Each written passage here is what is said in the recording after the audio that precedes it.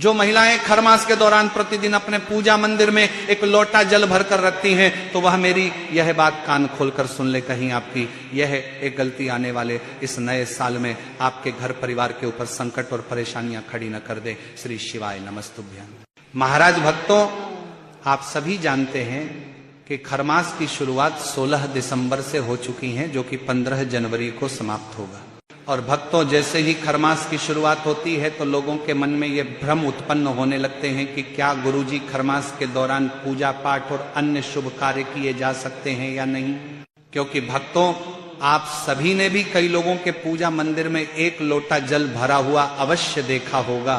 तो आखिर इसका कारण क्या होता है? क्या पूजा मंदिर में एक लोटा जल भरकर रखना सही है या नहीं? इसी के साथ जो लोग प्रतिदिन अपने पूजा मंदिर में एक लोटा जल भरकर रखते हैं, तो उन्हें ये लोटा किस धातु का भरकर रखना चाहिए? तांबा, पीतल, स्टील या कुछ और? क्योंकि कई लोग यहाँ पर अनजाने में गलतियां कर देते हैं और फिर उन्हें बाद में पछताना पड़ता है। तो इसीलिए भक्तों, यदि आपके द्वारा भी ये गलतियां की जा रही हैं, तो इन्हें आपको साल 2026 शुरू होने से पहले सुधार लेनी है, ताकि आने वाला साल आपके जीवन में खुशियां लेकर के आ सकें और पूरे साल भर आपके घर परिवार पर मां लक्ष्मी का आशीर्वाद बना रहे। क्योंकि भक्तों, आपके द्वारा की गई ये छोटी छोटी गलतियां आपके भाग्य पर भी असर डालती हैं। और फिर आप में से कई लोग कहते हैं कि गुरुजी पूजा पाठ तो प्रतिदिन ही करते हैं, लेकिन फिर भी फल नहीं मिल पाता है। इसी के साथ भक्तों, कई लोगों का प्रश्न होता है कि गुरुजी मुख्य द्वार पर जल छिड़कने का सही समय और सही तरीका क्या होता है? क्या इसे स्नान के बाद छिड़कना चाहिए या बिना स्नान किए भी छिड़का जा सकता है? क्या यह जल सुबह का झाड़ू लगाने से पहले छिड़का जा सकता है या फिर बाद में? और महिलाओं का एक विशेष सवाल रहता है जल छिड़कने को लेकर कि क्या मासिक धर्म या पीरियड्स के दौरान मुख्य द्वार पर जल छिड़का जा सकता है या दीपदान किया जा सकता है या नहीं?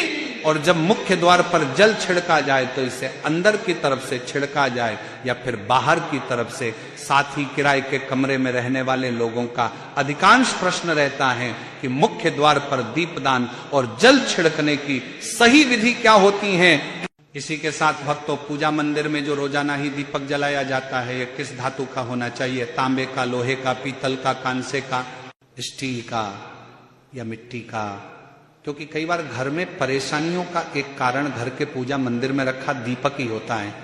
इसी के साथ दीपक में प्रतिदिन कौन सी बाती का प्रयोग करना चाहिए? गोल या लंबी बाती?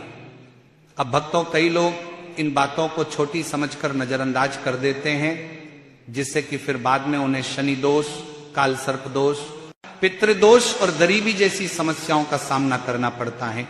तो भक्तों, आज का यह वीडियो इन्हीं सवालों पर होने वाला है। तो यदि आपको यह जानकारी उचित लगे तो वीडियो को लाइक और चैनल को सब्सक्राइब जरूर करें और कमेंट में ओम नमः शिवाय जरूर लिखें। तो भक्तों, सबसे पहले तो जान लेते हैं कि पूजा मंदिर में एक लोटा जल भरकर रखना सही है या नहीं।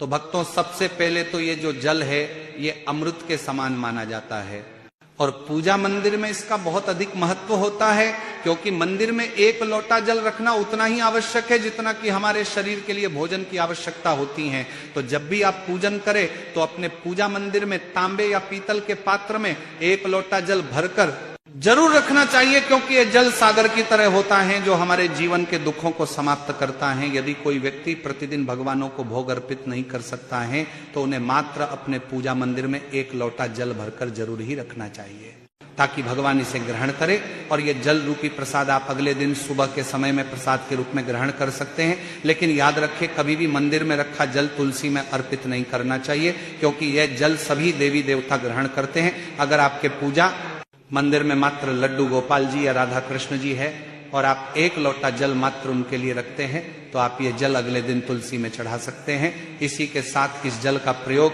अगले दिन अपनी आंखों को धोने में करें, इससे भी आपकी आंखों की रोशनी तेज होती है और इससे आंखों से संबंधित बीमारियां भी दूर होती हैं। इसी के साथ भक्तों, जिन लोगों के पूजा मंदिर में एक लोटा जल भरकर नहीं रखा जाता है तो उनके घर में अकाल पड़ जाता है, घर की स्थिति अचानक बिगड़ने लगती है, परिवार में मुसीबतें आना शुरू हो जाती हैं और घर में पैसों को लेकर तंगी बढ़ने लगती है। इसीलिए प्रतिदिन पूजा मंदिर में एक लोटा जल भरकर अवश्य रखें। आप चाहे तो इस जल में फूल आदि भी डाल सकते हैं। भक्तों, पूजा मंदिर में रखे इस जल का एक और प्रयोग यह है कि इसे आप अपने रसोई घर में खाना बनाने में या पीने में भी प्रयोग कर सकते हैं, लेकिन यह जल खाना बनाने में तभी उपयोग करें जब आपके घर में सात्विक भोजन बनता हो। अगर आपके घर में लहसुन या प्याज का इस्तेमाल होता है तो इस जल का प्रयोग खाना बनाने में ना करें। आप चाहें तो इस जल को घर के सभी सदस्यों को पिला भी सकते हैं और बचा हुआ शेष जल पौधों में डाल सकते हैं। तो इसीलिए भक्तों, ये जल कभी भी व्यर्थ नहीं होता है, इसके कई सारे उपयोग होते हैं। अगर हमारे द्वारा इसका सही उपयोग किया जाए तो ये हमारी कई तरह की परेशानियों को समाप्त कर सकता है। मंत्रों से अभिमंत्रित यह जल बहुत शक्तिशाली होता है, क्योंकि इसमें सभी देवी देवताओं का साक्षात आशीर्वाद होता है। तो भक्तों, इसीलिए यह जल बहुत अधिक प्रभावशाली होता है। इसीलिए आप इस जल को पीने में, खाना बनाने में और घर में छिड़काव करने में इस्तेमाल करते हैं, तो इससे भी हमारी कई समस्याओं का समाधान होता है। इसीलिए भक्तों, कोई भी कार्य यदि नियमित तौर पर किया जाए तभी हमें इसका लाभ मिलता है। कभी कभी करेंगे तो इतना लाभ दिखाई नहीं देगा, लेकिन अगर आप नियम बना लें कि हर रोज इस जल को घर के सभी सदस्यों को पीने के लिए देना है, घर में इसका छिड़काव करना है, बचा हुआ जल पौधों में डालना है, दुकान पर इसका छिड़काव करना है, व्यापारिक स्थल पर छिड़काव करना है, बच्चों की किताबों पर, तिजोरी पर छिड़काव करना है तो आपको निश्चित ही इसका चमत्कार देखने को मिलेगा। इसी के साथ कई भक्तों का सवाल होता है कि गुरुजी, मंदिर में रखा हुआ जल जब हम अगले दिन उठाते हैं तो उसमें कीड़े मकोड़े आदि पड़ जाते हैं, तो क्या हम इसे ढक करके रख सकते हैं? तो भक्तों, इसका जवाब है हाँ, आप अपनी दैनिक पूजा के बाद इसे किसी प्लेट या कटोरी से ढक सकते हैं, क्योंकि जब आप अगले दिन इस जल को उठाएंगे तो ये बिल्कुल शुद्ध और साफ सुथरा होगा। तो भक्तों, आप इस जल का प्रयोग किसी भी कार्य में कर सकते हैं। भक्तों, जब भी आप इस जल का छिड़काव करें तो भगवान गणेश के मंत्र ओम गण गणप नमः जरूर बोले और नियमित रूप से इस जल का छिड़काव अवश्य करें। इससे आपके घर की जो समस्याएं हैं वह धीरे धीरे करके समाप्त होना शुरू हो जाएगी। कई भक्त कहते हैं कि गुरुजी, दवाइयां असर नहीं करती हैं। ऐसे में अगर दवाइयों के साथ साथ रोगी को इस जल को भी पिलाया जाए तो दवाइयां जल्द ही असर करने लगती है। इसी के साथ इस जल को घर के सभी सदस्यों को अवश्य पिलाएं, इससे घर के सभी क्लेश भी समाप्त होते हैं और घर में हमेशा सुख, शांति और समृद्धि बनी रहती है। इसी के साथ जो लोग व्यापार करते हैं या जिनकी दुकान है तो इस जल का छिड़काव वहां भी करें। ये आपके व्यापार में तरक्की दिलाता है और व्यवसाय में उन्नति प्राप्त करवाता है। तो इस प्रकार से आप इस जल का उपयोग कर सकते हैं। अब भक्तों, इसके बाद जान लेते हैं है कि पूजा घर मंदिर में जलने वाला दीपक किस पदार्थ का होना चाहिए? तांबे का, लोहे का, पीतल का, कांसे का, स्टील का या मिट्टी का? आखिर घर में कौन सा दीपक रखना शुभ माना जाता है?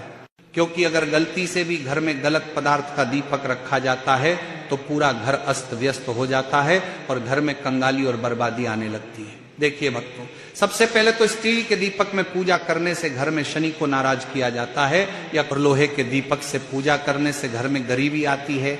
कई लोग बाजार में मिलने वाले कांच के दीपक का प्रयोग भी करते हैं, जिससे कि फिर घर में राहु केतु का प्रवेश हो जाता है और घर में गृह क्लेश बढ़ने लगते हैं। साथ ही कांच का दीपक शनि और राहु को भी नाराज करता है और तांबे का, पीतल का और मिट्टी का दीपक धन की देवी मां लक्ष्मी को आकर्षित करता है। इसीलिए घर में अन्य प्रकार का दीपक लाना सही नहीं माना जाता है। तांबा, पीतल और मिट्टी के दीपक को शुभ और मंगलकारी माना जाता है, क्योंकि यह शनि और राहु केतु को प्रसन्न रखता है, साथ ही मंगल ग्रह का भी असर कम करता है। इसी के साथ भक्तों, दीपक में हमेशा ही कच्चा कलावा या रुई की बाती का ही प्रयोग करना चाहिए। जो लोग सूती धागे से दीपक की बाती तैयार करते हैं उनके घर में समस्याएं और गरीबी आ सकती हैं, इसीलिए रुई और कच्चा कलावा का दीपक ही शुभ माना जाता है। अब भक्तों, दीपक की बात हो ही रही है तो पूजा घर में रखी घंटी से जुड़ी कुछ बातें भी आपको ध्यान रखना चाहिए कि आखिर पूजा घर मंदिर में घंटी क्यों बजाई जाती है? भगवान शंकर के मंदिर में घंटी बजाने का उद्देश्य क्या है? ताली क्यों बजाई जाती है? तो भक्तों, शास्त्रों के अनुसार जब भी आप मंदिर में या फिर घर के मंदिर में घंटी बजाते हैं तो शिव पुराण, लिंग पुराण और विष्णु पुराण में कहा गया है कि घंटी का नाद करते ही जितने तीर्थ हैं, साधक जो साधना कर रहे हैं, जप और तप हो रहे हैं, जितने दान किए जा रहे हैं, उन सभी का पुण्य फल उस समय आपके खाते में जमा हो जाता है। उसी तरह से मंदिर में ताली बजाने का महत्व भी समझे कि जब लोग भजन कर रहे होते हैं, साधना में होते हैं, अभिषेक कर रहे होते हैं या पूजा में व्यस्त होते हैं, तो 3 बार ताली बजाने से उनका पूरा पुण्य हमारे खाते में आ जाता है, जिससे हमारा भाग्य उज्जवल हो जाता है। और घर के पूजा मंदिर में गरुड़ घंटी का नाद करना बेहद शुभ माना जाता है। लेकिन ध्यान रहे